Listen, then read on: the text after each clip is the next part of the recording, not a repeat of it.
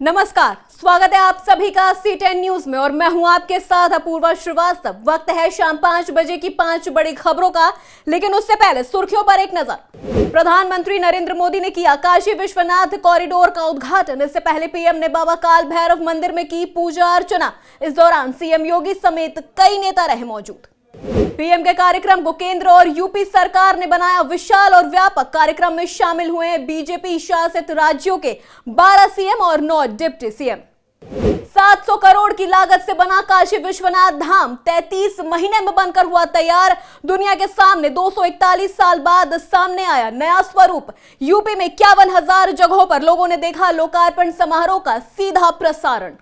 साल 1194 से 1669 तक काशी विश्वनाथ मंदिर पर हुए थे कई हमले।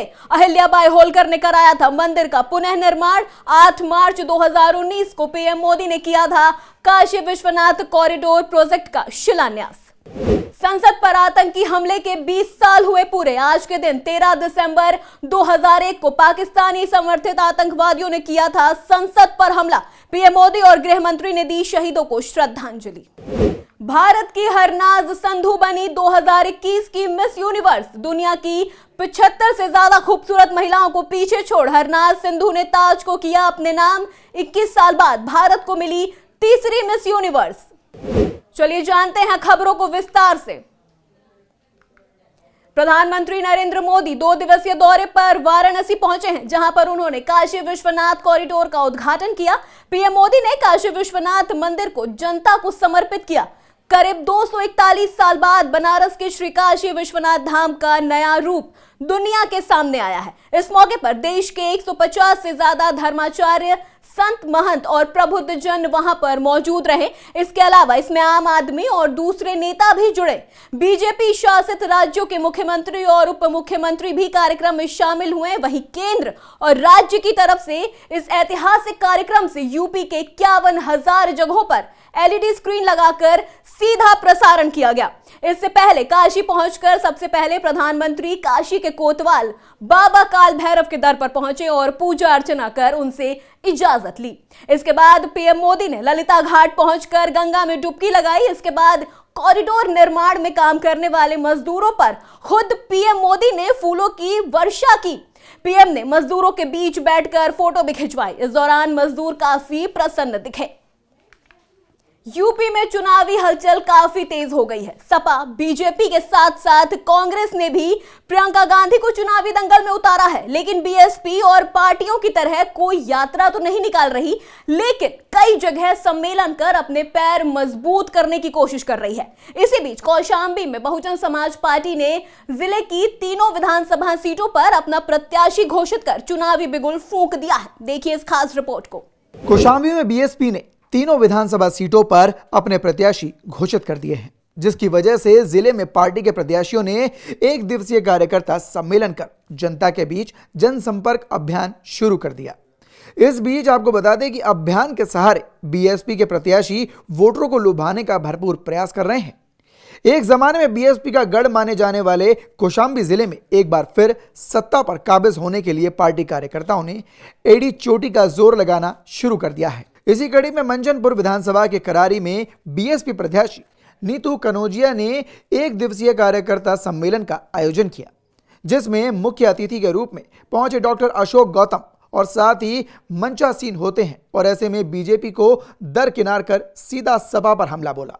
लेकिन जिस तरह से राजनीतिक पार्टियां समाजवादी पार्टी पर ही हमलावर रही हैं, इससे साफ जाहिर होता है कि आगामी विधानसभा चुनाव में बिना डीजल पेट्रोल के चलने वाली साइकिल ही सब पर भारी पड़ेगी। आपको बता दें कि साल 2007 में उत्तर प्रदेश के सभी जिलों में बहुमत सिद्ध करने वाली बहुजन समाज पार्टी कौशाम्बी में 252 विधानसभा सीट से प्रत्याशी नीतू कनौजिया ने करारी में एक दिवसीय कार्यकर्ता सम्मेलन का आयोजन किया, जिसमें मुख्य अतिथि के रूप में पूर्व मंत्री डॉक्टर अशोक गौतम थे। उन्होंने सपा बीजेपी पर जमकर निशाना भी साधा और कहा कि सपा के शासनकाल में गुंडों का राज चलता था, वहीं बीजेपी झूठों से भरी पड़ी है। पीएम मोदी के कई वादों को गिनाते हुए अशोक गौतम ने यह भी कहा कि सरकार बनने से पहले आरक्षण से लेकर नौकरी, काला धन वापसी से लेकर गरीबों के खाते में 15 लाख भेजने का वादा किया था। आखिर कहां गया वो वादा? समाजवादी पार्टी की सरकार में भी लोगों ने देखा है कि उत्तर प्रदेश के अंदर बड़े पैमाने पर गुंडाराज था, और गुंडाराज नहीं बल्कि उस समय तो ये कहा जाता था जब कोई समाजवादी पार्टी की गाड़ी निकलती थी झंडा लगा करके, तो लोगों का ऐसा मानना होता था कि कोई समाजवादी पार्टी का गुंडा जा रहा है, और ये भी कहा जाता था कि जो जितना बड़ा गुंडा उतना बड़ा समाजवादी। बहुजन समाज पार्टी की नेता आदरणीय बहन कुमारी मायावती जी ने कह दिया है कि हमारा किसी भी पार्टी से कोई भी चुनावी गठबंधन नहीं होगा, और हम आपके मीडिया के माध्यम से ये बताना चाहते हैं, पूरे प्रदेश के लोगों को, आम जनमानस को बताना चाहते हैं कि बहुजन समाज पार्टी की नेता आदरणीय बहन कुमारी मायावती जी उत्तर प्रदेश की पूर्ण बहुमत की मजबूत मुख्यमंत्री बनेंगे। वहीं अपनी बात को रखते हुए अशोक गौतम ने यह भी कहा कि जिले में बीजेपी के 3 विधायक और एक सांसद के अलावा अगुवाई करने वाली डिप्टी सीएम हो, उस जिले का दुर्भाग्य है कि लोग विकास का रोना रो रहे हैं। वहीं आगे जनता से अपील करते हुए उन्होंने कहा कि इस जिले को विकास की धारा में जोड़ने के लिए बहन मायावती को 5वीं बार मुख्यमंत्री बनाएं। खैर, अब आने वाले समय में देखने वाली बात होगी कि यूपी के चुनावी दंगल में बीएसपी के हाथ कुछ लग भी पाता है या नहीं। यूपी के कानपुर देहात पुलिस ने एसटीएफ के साथ मिलकर ज्वाइंट ऑपरेशन के तहत 2 शराब तस्करों को गिरफ्तार किया। पकड़े गए आरोपी हरियाणा से बिहार 20 लाख से ज्यादा की शराब लेकर जा रहे थे। और क्या कुछ हुआ इस मामले में, देखिए हमारी एक खास रिपोर्ट। कानपुर देहात पुलिस ने लाखों की अवैध शराब के साथ 2 तस्कर गिरफ्तार किए हैं। हरियाणा से बिहार 20 लाख रुपए की अवैध शराब ले जा रहे एक वाहन को पुलिस ने एसटीएफ के साथ मिलकर जॉइंट ऑपरेशन के तहत मुखबिर की सूचना पर गिरफ्तार किया है। बता दें कि एक प्राइवेट गाड़ी को केमिकल कंटेनर के रूप में परिवर्तित कर लाखों रुपए की अवैध शराब को रखकर 2 तस्कर ले जा रहे थे।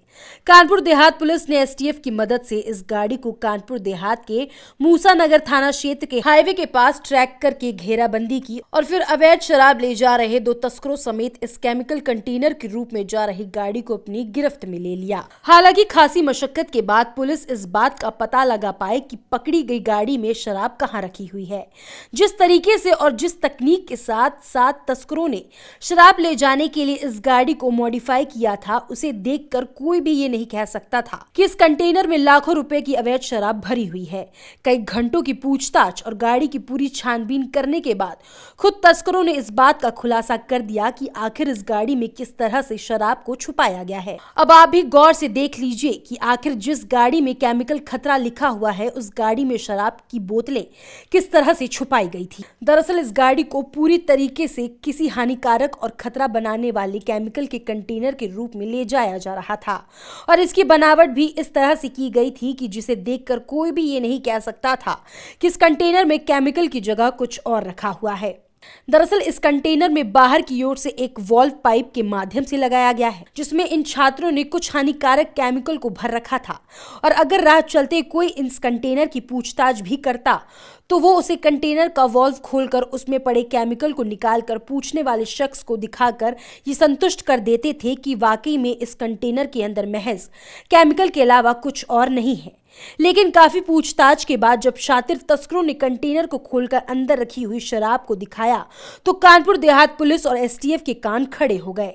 फिलहाल पुलिस ने दोनों तस्करों समेत लगभग 20 लाख की अनुमानित अवैध शराब को अपनी गिरफ्त में ले लिया है और तस्करों के खिलाफ विधिक कार्रवाई कर जेल भेजने की तैयारी कर रही है। वहीं कानपुर देहात के एसपी केशव कुमार चौधरी ने मीडिया के साथ प्रेस कॉन्फ्रेंस करके इस पूरे मामले को अवगत कराया। शराब के निर्माण और उसके अवैध परिवहन के विरुद्ध जनपद पुलिस का अभियान लगातार जारी है और इसी अभियान के तहत मूसा नगर की पुलिस टीम ने एसटीएफ के इनपुट के आधार पे 2 अभियुक्तों को पकड़ा, जो एक पिकअप में भारी मात्रा में शराब का परिवहन कर रहे थे।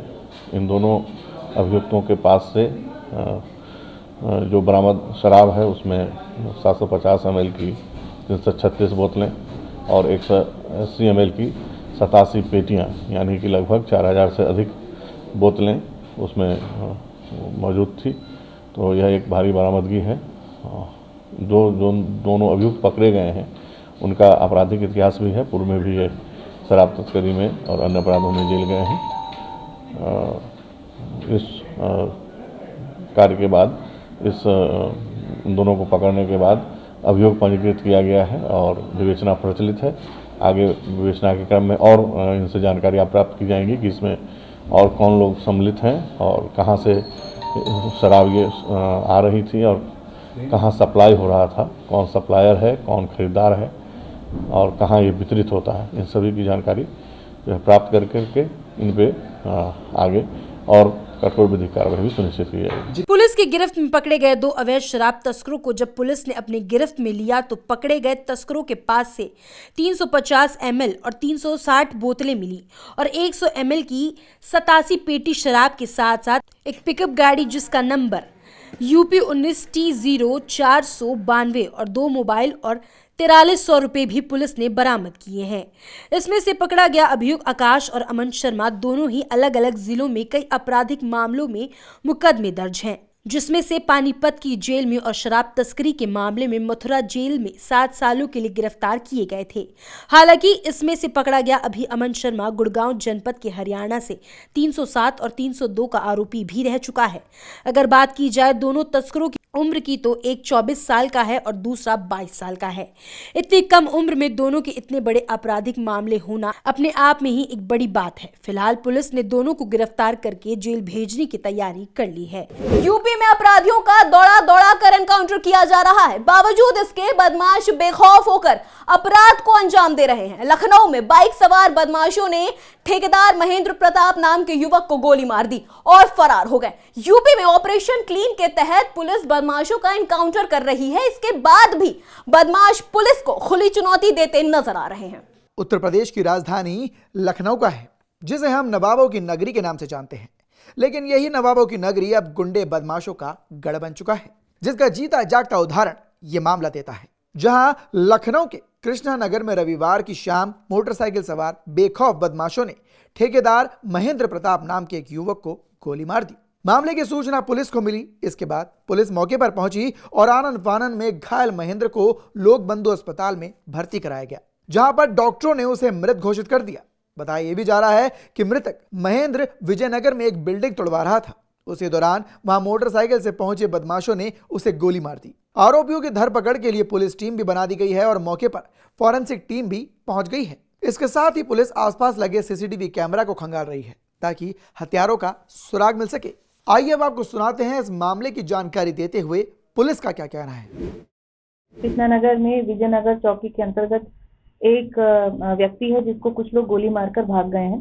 तत्काल मौके पर पुलिस पहुंची। उस व्यक्ति को तुरंत लोक बंधु अस्पताल ले जाया गया। उनके पास से एक आधार कार्ड मिला है जिनसे उनकी पहचान हुई है। नाम है महेंद्र प्रताप। उनके 2 पते लिखे हैं, एक काकोरी का और एक सादतगंज का। मौके से हमको मोबाइल फोन की भी बरामद की हुई है। शिनाख्त हो गई है। उनकी जो बुलेट से इंजरी थी उसके कारण उनकी मृत्यु हो गई है। तमाम टीम जिसमें लगा दी गई हैं। फोरेंसिक की टीम को बुला लिया गया है घटनास्थल की प्रोसेसिंग के लिए और इसमें रूट और सीसीटीवी खंगाले जा रहे हैं। जल्द ही इसमें घटना में जो भी व्यक्ति हैं जिन्होंने गोली मारी है अपराधियों की शिनाख्त कर उनको गिरफ्तारी की जाएगी। यूपी के सीतापुर में मुख्यमंत्री सामूहिक विवाह योजना मजाक का पात्र बनकर रह गया, जहां पर 74 जोड़ों का विवाह कराया गया, लेकिन सामूहिक विवाह का पूरा कार्यक्रम अव्यवस्थाओं की भेंट चढ़ गया। क्या कुछ हुआ इस शादी समारोह में, जानिए इस रिपोर्ट से।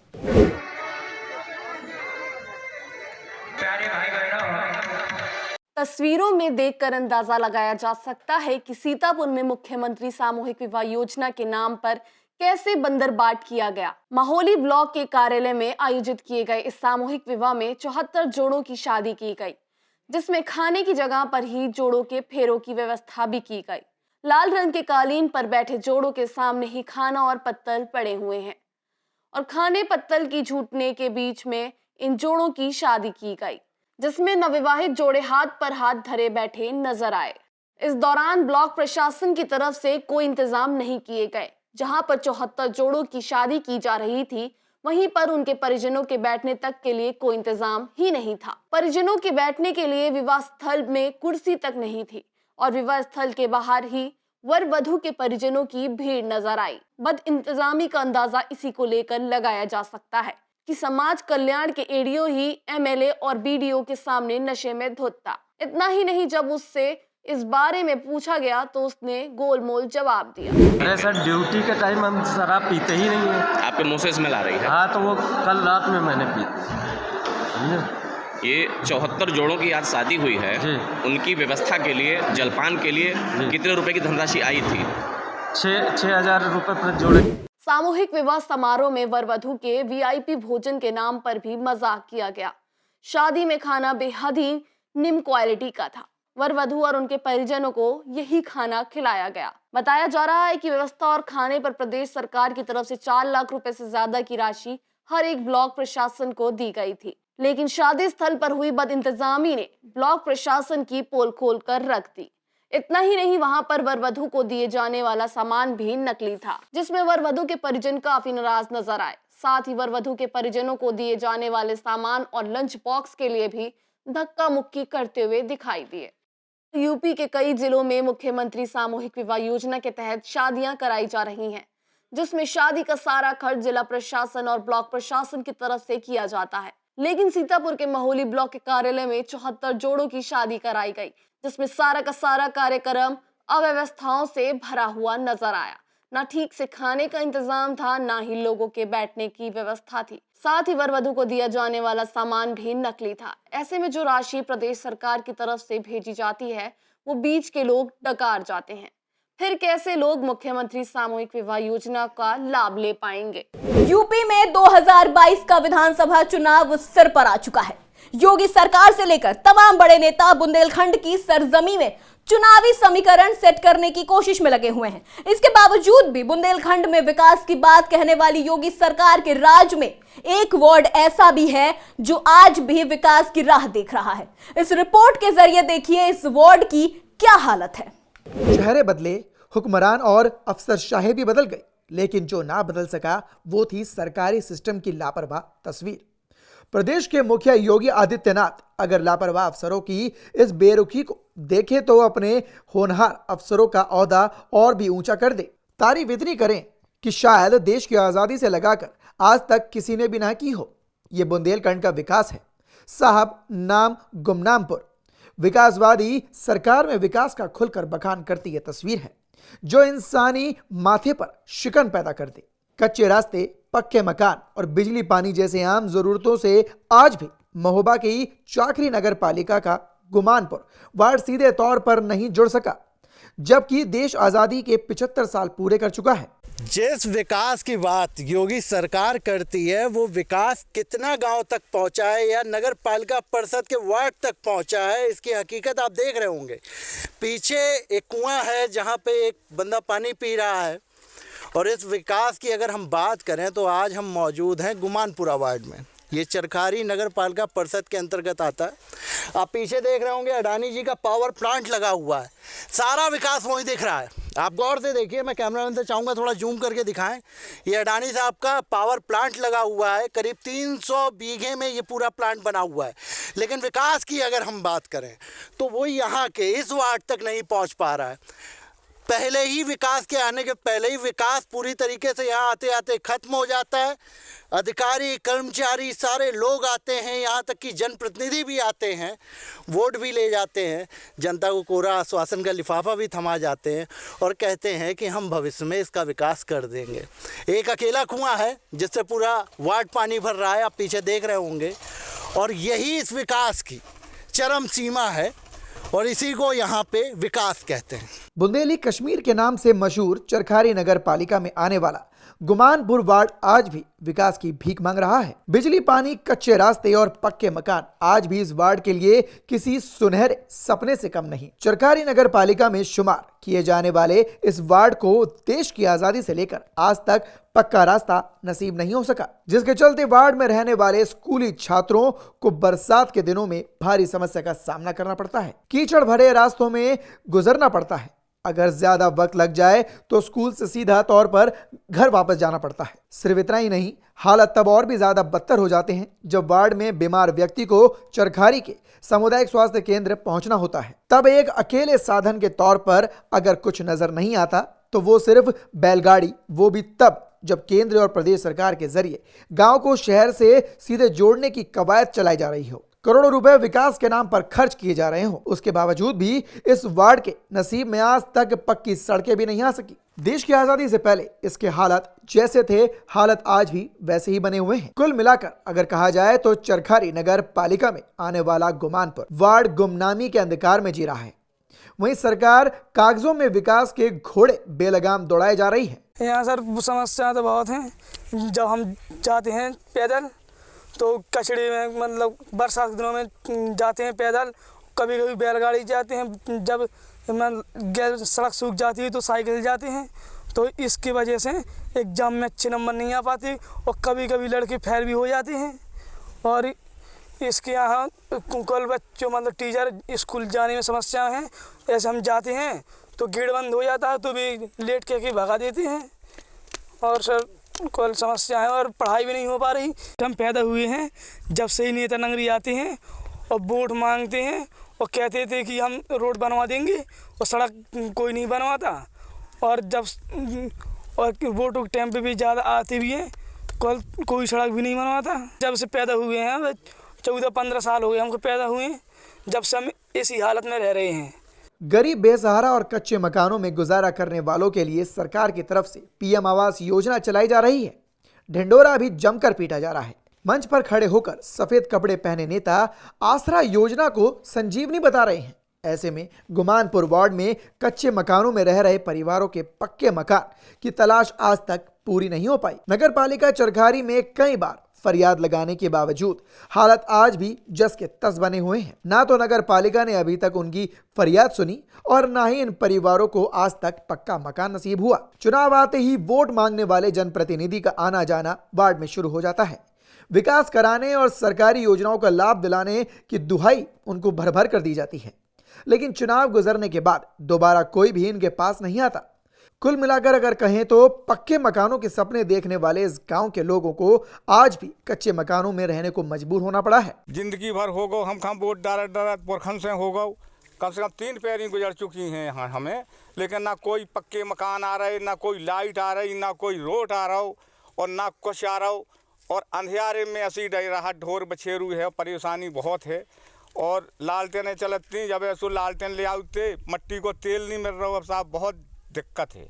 रास्ता है जो तो जानी चौमासे में ठटक चले जाते, ऐसे ही कोई बीमार पड़ जा तो खटोली पे धर के अस्पताल ले जा चरखारी। मकान के लाने बहुत कई जा समझो के दरखास्तें लगाई, सब कछु करवाओ, कोई नहीं सुनता। जो लोग वोट पर हैं, जो लोग तो जानी कि कहें कि हमें वोट दियो, हम बनवाते हैं, जो करते हैं वो करते हैं। इसके बाद में सब कोई नहीं सुनता। आए हैं नेता आए, अधिकारी आए, कोई नहीं सुनता, सब चले जाते ऐसे सुन के। और जो ने के हाउस पे चले जाते, करना सब हो जाए, कछु नहीं हो रहा। घर घर रोशन करने का वादा करने वाली योगी आदित्यनाथ सरकार में इस वार्ड को आज तक बिजली नहीं मिल सकी, जिसके चलते वार्ड वासियों को काफी परेशानियों का सामना भी करना पड़ता है, जिसका सीधा असर छात्रों की शिक्षा पर नजर आता है। वार्ड को रोशनी देने के नाम पर काफी समय पहले सिर्फ एक सोलर लाइट लगाई गई थी, जो कि अब पूरी तरह से खराब हो चुकी है और ना ही उसकी मरम्मत हुई है, जिसके चलते शाम ढलते ही पूरा वार्ड में अंधेरा फैल जाता है। जबकि अखिलेश शासन में 300 बीघा में लगाया गया सोलर प्लांट इस वार्ड में बिल्कुल पास बना हुआ है, फिर भी गांव में रहने वाले लोगों को सरकारी बिजली नसीब नहीं हो पाई। 10वीं और 12वीं में पढ़ने वाले छात्र छात्राओं को अगर कुछ नसीब हो सका है तो वो है बाजार से खरीदी गई सोलर लाइट। ज्यादातर छात्रों को उसी सोलर लाइट का सहारा लेकर एक छत के नीचे बैठकर पढ़ाई करनी पड़ती है। देश की आज़ादी से बिल्कुल ऐसे ही जैसे अभी यहाँ पे है वैसे ही जला हुआ है। ना लाइट है, ना कुछ है, ना कुछ, ना रोड आया है, ना लाइट आई है। नेता लोग आते तो हैं, लेकिन आके और बोल के चले जाते, ये करवा देंगे, वो करवा देंगे। वोट मांगने आते हैं जो, तो वोट कहते हैं कि हम वोट दे दो हमको, हम ये करवा देंगे, वो करवा देंगे। आते भी नहीं है वोट लेके, फिर देखने भी नहीं आते क्या हो रहा है। लाइट की जब से देश आज़ाद हुई, जब से यही हालत है। लाइट की, लाइट भी नहीं आ रही है, कुछ आ ही नहीं रहा है यहाँ पे। तो सब आके चले जाते हैं, कुछ नहीं कहते, हम ये करवा देंगे, वो करवा देंगे, हमको वोट दे दो, हमको ऐसा कर दो, वैसा कर दो। बस जब जाते हैं तो यही पूछने लगते, कौन तुमने हमको जितवाया है, क्या वोट दिया हमको, यही कहने लगते हैं सब। बिना लाइट की पूछो ही मत, लंप जला के पड़ते हैं। घर घर नल, घर घर जल जैसी योजनाओं का बखान करने वाली योगी सरकार में ना तो उस वार्ड में बने कच्चे मकानों तक नल पहुंचा पाई है और ना ही लोगों को आसानी से साफ पानी मिल पा रहा है। गांव में लगे सरकारी हैंडपंप की हालत बिल्कुल खराब हो चुकी है। अगर कुछ काम आ रहा है तो वो है मंदिर के पास सालों पहले बना हुआ कुआं वार्ड के लोग अपना जीवन इसी कुएं के भरोसे जी रहे हैं और इसी के तहत काट रहे हैं।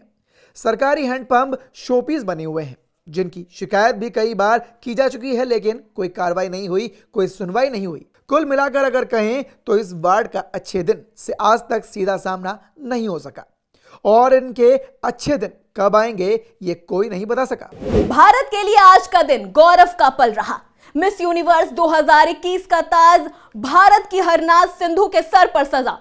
75 से ज्यादा खूबसूरत और प्रतिभाशाली महिलाओं को पीछे छोड़ हरनाज सिंधु ने यह ब्रह्मांड सुंदरी का ताज अपने नाम किया। मिस यूनिवर्स एस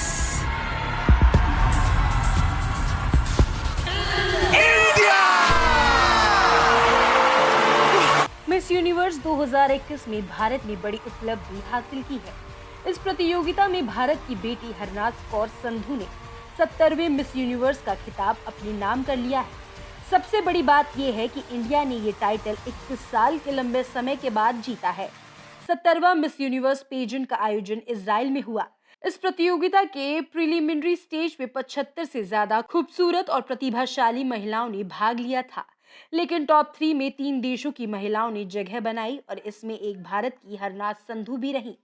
हालांकि दोनों साउथ अफ्रीका और पैराग्वे को पीछे छोड़ते हुए भारत की हरनाज संधू ने ब्रह्मांड सुंदरी का ताज अपने नाम कर लिया। इस समारोह का हिस्सा बनने के लिए भारत से दिया मिर्जा भी पहुंची। उर्वशी रौटेला ने इस बार मिस यूनिवर्स 2021 के कॉन्टेस्ट को जज भी किया। इस रेस में Miss Sweden, Miss Thailand, Miss Ukraine, Miss USA, Miss Venezuela, Miss Cameroon, Miss Brazil, Miss British Virgin Island समेत कई ब्यूटी डिवास को पछाड़ते हुए हरनाज कौर संधू ने ब्यूटी पेजेंट अपने नाम किया। मिस यूनिवर्स 2021 के दौरान हरनाज ने स्विम सूट से लेकर नेशनल कॉस्ट्यूम सेशन तक में अपनी खूबसूरती से प्रभावित किया। उन्होंने नेशनल कॉस्ट्यूम सेशन में पिंक कलर का लहंगा पहना था। इसके साथ ही वो हाथों में मैचिंग छतरी लेकर भी नजर आई। उनका ये पारंपरिक आउटफिट भारतीय महारानी के शाही लुक को दर्शा रहा था। सभी टॉप 3 प्रतियोगियों से सवाल पूछा गया था कि आप दबाव का सामना कर रही महिलाओं को क्या सलाह देंगी। इस पर हरनाज संधू ने जवाब दिया, आपको ये मानना होगा कि आप अद्वितीय हैं और यही आपको खूबसूरत बनाती है। बाहर आए, अपने लिए बोलना सीखें क्योंकि आप अपने जीवन के नेता हैं। इस जवाब के साथ ही हरनाज संधू ने इस साल का मिस यूनिवर्स 2021 का खिताब अपने नाम कर लिया। पंजाब के चंडीगढ़ की रहने वाली हरनाज संधू पेशे से एक मॉडल है। 21 साल की हरनाज ने मॉडलिंग और कई पेजेंट में हिस्सा लेने और जीत हासिल करने के बावजूद भी पढ़ाई पर पूरा ध्यान दिया। हरनाज ने साल 2017 में मिस चंडीगढ़ का खिताब जीता था। इसके बाद उन्होंने miss max emerging star India का खिताब अपने नाम किया। ये 2 प्रतिष्ठित खिताब अपने नाम करने के बाद हरनाज ने मिस इंडिया 2019 में हिस्सा लिया और तब वो टॉप 12 तक पहुंची थी। मिस यूनिवर्स 2021 का हिस्सा बनने से पहले ही हरनाज फिल्मों में अपनी जगह पक्का कर चुकी है। वो अगले साल रिलीज होने वाली 2 पंजाबी फिल्मों में नजर आएंगी। मिस यूनिवर्स प्रतियोगिता में भारत ने 2 बार अपनी जगह बनाई है। हरनाज भारत की तीसरी मिस यूनिवर्स हैं। साल 1994 में सुष्मिता सेन ने भारत का प्रतिनिधित्व किया था। उन्होंने इस ताज को हासिल किया था। वहीं साल 2000 में लारा दत्ता ने इस ताज पर अपना नाम दर्ज किया था। ऐसे में अब हरनाज ने मिस यूनिवर्स 2021 बन भारत को तीसरी बार मिस यूनिवर्स टाइटल जिताया है।